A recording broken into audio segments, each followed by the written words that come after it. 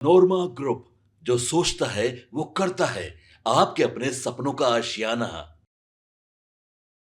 नीतीश कुमार जब दिल्ली से लौट करके आए तो कई बातें शुरू हुई थी और कहा यह जा रहा था कि नीतीश कुमार दिल्ली से लौट करके आए हैं तो बहुत कुछ तय हो गया है, या फिर नीतीश कुमार से जो बातें हुई हैं उसको लेकर के नीतीश कुमार संतुष्ट हैं। लेकिन दूसरी तरफ एक बात और चल रही है कि नीतीश कुमार की पार्टी और नीतीश कुमार की पार्टी के साथ साथ एनडीए गठबंधन के भीतर भी असमंजस की स्थिति खास करके आने वाले चुनाव को लेकर के बनी हुई है। इस बीच आपको बता दें कि महागठबंधन के तरफ भी बहुत कुछ ठीक ठाक नज़र नहीं आ रहा है। जिस तरह से तेजस्वी यादव लगातार आगे बढ़ रहे हैं और आपने देखा होगा अब तो वो सड़क पे उतरने लगे हैं, लोगों से बात करने लगे हैं और कुछ ऐसी भाव भंगिमा करने लगे हैं जो पहले लालू प्रसाद किया करते थे। राजनीति का वो भी एक बड़ा स्टाइल है जिससे लोगों को फ़ायदा मिलता है और जिन लोगों से बात होती है वो लोग कई लोगों तक ये बात पहुंचाते हैं कि उनकी बातचीत हुई है। लेकिन इन सब के बीच में जो पिछले कई चुनाव हुए हैं, करीब 6-7 राज्यों के चुनाव जो पिछले 1-1.5 सालों में हुए हैं, उनको अगर आधार बना करके बिहार के चुनाव की तरफ देखें हम, तो नीतीश कुमार कहीं ना कहीं अपने आप को अलर्ट मोड में रखने के लिए तैयारी शुरू कर चुके हैं और अपने हिसाब से प्लान बी पर भी काम शुरू कर चुके हैं। आज से 1.5 महीने पहले जब नीतीश कुमार दिल्ली गए थे तो कहा यह जा रहा है कि उस समय उनकी मुलाकात कांग्रेस के शीर्ष नेतृत्व से कई लोगों से बातचीत भी हुई थी और उनकी मुलाकात भी हुई थी। खैर, इस बात की न तो तस्वीर आई थी, हालांकि नीतीश कुमार की तस्वीर अभी जब जब दिल्ली जा रहे हैं तो नहीं आती है। इस बार भी उनकी कोई तस्वीर इस तरह की नहीं आई है और पिछली बार भी नहीं आई थी। लेकिन पिछली बार कुछ ऐसे बयान जरूर आए थे जिसने मजबूर किया ये कहने को कि जो बातें कही जा रही हैं, जो कयासों के बाजार में तेज़ी से आगे बढ़ रही हैं, उन बयानों में आप उसको निरस्त नहीं कर सकते हैं, उसको सिरे से खारिज नहीं कर सकते हैं, क्योंकि कांग्रेस की तरफ से कई सारे बयान आए थे।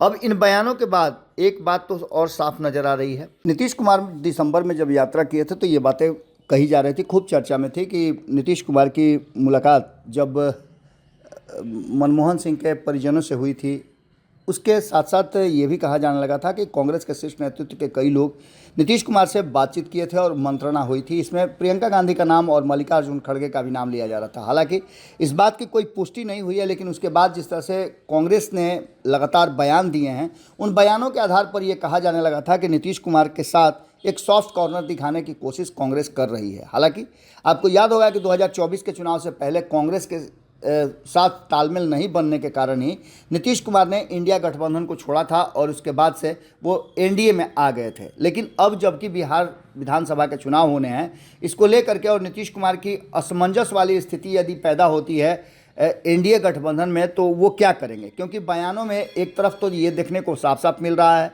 कि नीतीश कुमार के साथ चलने के लिए एनडीए गठबंधन तैयार है। एनडीए गठबंधन के सभी घटक दलों ने इस बात को स्वीकार किया है कि नीतीश कुमार ही हमारे नेता होंगे।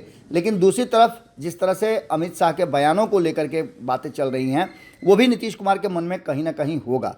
ऐसी स्थिति में आप देख रहे होंगे कि कांग्रेस कितना तेज़ी से बिहार में अपने आपको संयमित करने के लिए, संचित करने के लिए और सांगठनिक रूप से मजबूत करने की तैयारी में लग चुकी है। आपको बता दें कि जिस तरह की परिस्थितियां पैदा हो रही हैं, उससे साफ लग रहा है कि कांग्रेस भी सहज नहीं है महागठबंधन के भीतर, क्योंकि उस पर डोमिनेट कर रही है राष्ट्रीय जनता दल और पिछले कई दशक से लगातार राष्ट्रीय जनता दल के भरोसे और उनके दिए हुए सीटों पर ही कांग्रेस को कहीं ना कहीं गुजारा करना पड़ता है। हालांकि 2020 में उन्हें 70 सीटें मिली थी, लेकिन 70 सीटों में उनका प्रदर्शन बहुत अच्छा नहीं था। इसके पीछे भी कहा जाता है कि उन्हें ऐसी सीटें दी गई जिन सीटों पे किसी भी कीमत में मजबूती नहीं हो सकती थी और मजबूती देख करके ही अब अपने खुद नहीं हारे, इसलिए जो सीटें बची हुई थी और अंत समय में जो लोग छोड़ करके चले गए थे महागठबंधन, तो वो बची खुची सीटें जो थी वो कहीं ना कहीं कांग्रेस को चेप दी गई थी, कांग्रेस को दे दी गई थी। यही कारण है कि कांग्रेस इस बार अपने मनपसंद सीटों को लेना चाहती है और इसके साथ साथ सीटों की संख्या भी कम करने के लिए तैयार नहीं है। तो वहीं आपको बता दें कि एक सबसे बड़ी बात जो सामने आ रही है वो ये कि राष्ट्रीय जनता दल में आजकल कांग्रेस से ज़्यादा कई अन्य दल जो हैं उनके करीबी होते जा रहे हैं। खास करके अगर बात करें वीआईपी की, तो वीआईपी ने जिस तरह से अपना जनाधार बढ़ाया है उसको लेकर के भी अब चर्चाएं खूब चलने लगी हैं। वीआईपी को अधिक से अधिक सीटें मिले, इस बात को लेकर के वीआईपी भी लगातार कार्यक्रम आयोजित कर रही है। अभी हाल फिलहाल में जिस तरह की बातें चल रही हैं उसमें 2 तारीख को 2 मार्च को एक बड़ा कार्यक्रम मिथिलांचल के क्षेत्र में करने वाली है वीआईपी, जिसकी सूचना हमने आपको दी है। खास करके अगर बताया जाए तो वीआईपी ने एक ऐसा नेक्सस तैयार करने की कोशिश की है जिससे कि वोटों का जो उनके तरफ शिफ्ट हो किया जा सके। इसी बात को लेकर के उन्होंने ब्राह्मण समाज के नेता को अपने पार्टी में ज्वाइन कराया है और वो काम भी अच्छा कर रहे हैं, संजीव मिश्रा। लगातार जिस तरह से मिथिलांचल और सीमांचल कोसी के क्षेत्र में 50 के आसपास सीटें हैं, उन सीटों को लेकर के भी इस बार पूरी तैयारी में लगी हुई है वीआईपी, और ये बात अच्छी तरह से समझ रही है जनता दल यूनाइटेड भी। इसलिए जनता दल यूनाइटेड के तरफ से अगर देखा जाए तो सीट शेयरिंग का समझौता होगा तो कांग्रेस को उतनी सीटें जो 2020 में दी गई थी वो मिलती हुई दिखाई नहीं दे रही हैं। यही कारण है कि कांग्रेस भी अपने जनाधार को बढ़ाने की कोशिश में लगी हुई है। कांग्रेस का इस बार फोकस जो है वो उनके जो आधार वोट हुआ करते थे आज से 3 दशक पहले या 4 दशक पहले, उन वोटों को एक बार फिर से अपने पाले में करने की कोशिश की जा रही है।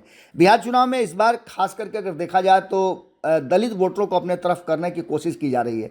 जैसा कि आप सभी जानते हैं कि दलितों के नेता के रूप में कोई बड़ा नेता दूर दूर तक नज़र नहीं आ रहा है। इन दोनों ही खेमे की बात कर लें या बात कर लें राष्ट्रीय जनता दल की या फिर कांग्रेस की, तो दोनों में ही कोई बड़े दलित चेहरे आज के डेट में नहीं हैं। इसलिए ये समस्याएं हो रही हैं और इसी को लेकर के दलित चेहरे को आगे करने की कोशिश की जा रही है। एक तरफ आप देखिए कि एनडीए के पास चिराग पासवान जैसे बड़े नेता हैं, तो दूसरी तरफ आपने देखा होगा कि जीतन राम मांझी भी अपने जनाधार के प्रति काफ़ी सचेत हैं और लगातार अपने समाज को अपने साथ जोड़ करके रखने में कामयाब रहे हैं। वहीं पशुपति कुमार पारस के तरफ भी डोरे डाले जा रहे थे राष्ट्रीय जनता दल की तरफ से, लेकिन उनके जनाधार में वो बात नहीं है। तो ऐसी स्थिति में कांग्रेस अपने जनाधार को खोज रही है। हालांकि कांग्रेस के ही एक नेता हैं जो पान समाज से आते हैं, आईपी गुप्ता।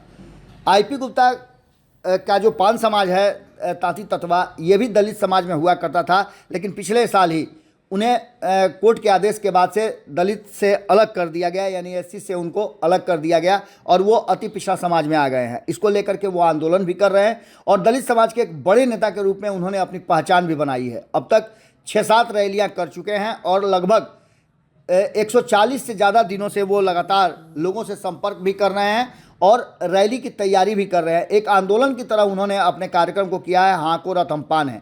इसको लेकर के कांग्रेस ने कई बार उन्हें मंच पर बुलाया भी है और कांग्रेस उन पर विशेष फोकस भी रखी हुई है। हालांकि आपको बता दें कि उन पर फोकस तो एनडीए गठबंधन का भी है, लेकिन इन सब के बावजूद उनका कहना यह है कि जो भी उन्हें उनके समाज को उनका खोया हुआ हक देगी, उन्हें उनका अधिकार जो था दलित समाज वाला वो उनको अगर देती है तो वो उनके साथ जा सकते हैं या उनके अलग रास्ता अपना करके वो आंदोलन के रास्ते से अपने हक को लेंगे। अब इस सारी बातों को लेकर के जिस तरह से राहुल गांधी का 2-2 यात्रा आपने देखा होगा कि बिहार में हो रहा है, विशेष फोकस है। प्रियंका गांधी का विशेष फोकस है। अब जो मल्लिकार्जुन खड़गे हैं वो भी दलित समाज से आते हैं, उनकी भी 2 सभाएं होनी है। एक तो वो 22 फरवरी को आ रहे हैं, दूसरा 28 फरवरी को उनकी यात्रा है। 22 फरवरी को बक्सर में एक जनसभा को संबोधित करेंगे और ये भी दलित समाज से जुड़ा हुआ कार्यक्रम है। तो दूसरी तरफ 28 फरवरी को पश्चिम चंपारण में भी उनके आने का कार्यक्रम बन रहा है। इस बार नारा भी दिया है कांग्रेस ने, जय बापू, जय भीम, जय संविधान, और इसको लेकर के वो खास करके फोकस करना चाहती है उस समाज पर जो समाज उनके साथ आगे बढ़ने के लिए तैयार हो या उनका खोया हुआ जो जनाधार है उसे प्राप्त करें।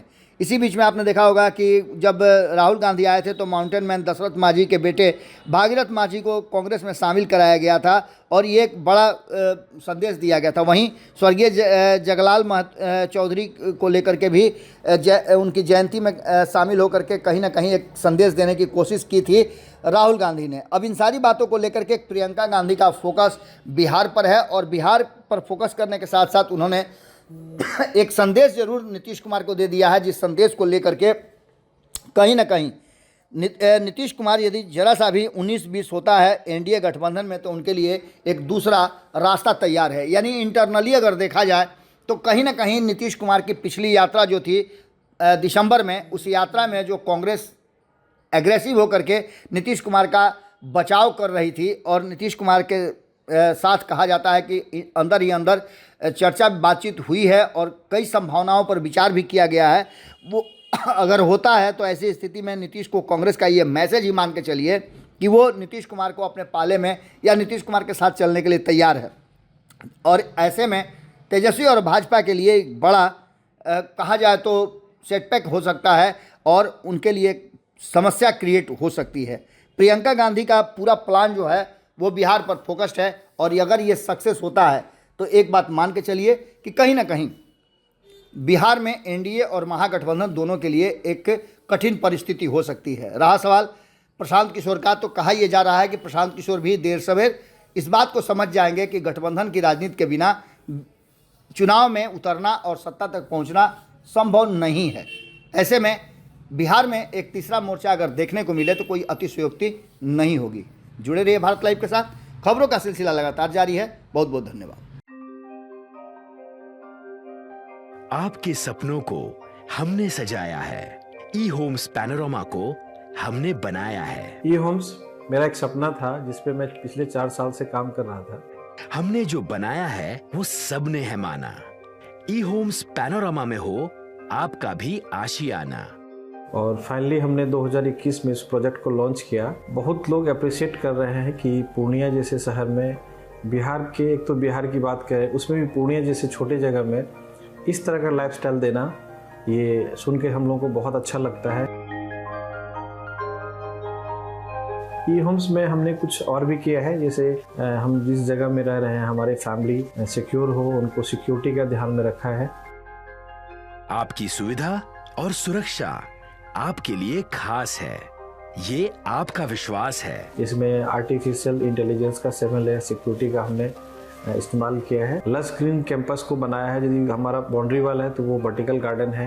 ये जितनी भी फैसिलिटी होता है एक इंटरनेशनल टाउनशिप में ई होम्स है, ये हम लोग विश्वास नहीं कर पा रहे हैं। जो भी हमारे मित्र दोस्त या जो भी हमारे बाहर के बाहर आते हैं तो हम लोगों को बहुत अच्छा सुनने को मिलता है और बहुत अच्छा क्रेडिट मिल रहा है। वो सारा हमने सिर्फ एक बिल्डिंग नहीं बनाया, हमने एक बहुत अच्छा लाइफस्टाइल दिया ई होम्स में, और मेरा एक सपना था जिसको मैं आज फुलफिल होते हुए देख पा रहा हूँ। ये आपका आवास है।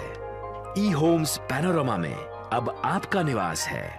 E Homes Panorama, luxurious lifestyle redefined. Panorama group, जो सोचता है वो करता है। अगर ये वीडियो पसंद आई और वह बिहार के राजनीति और बिहारियत से सरोकार रखेनी तो सब्सक्राइब बटन दबा के चैनल के सब्सक्राइब कर ली। ओजे एगो घंटी बा, ओकरा बटन दबा देला से कुल सटीक और मारक खबर रुआ मुफ्त में मिल जाई। अगर रुआ पत्रकारिता के हमनी के नया प्रयोग में सहयोग कर चाहतानी तो ज्वाइन बटन दबा दी। पेटीएम नंबर नोट कर ली 9386 816 700।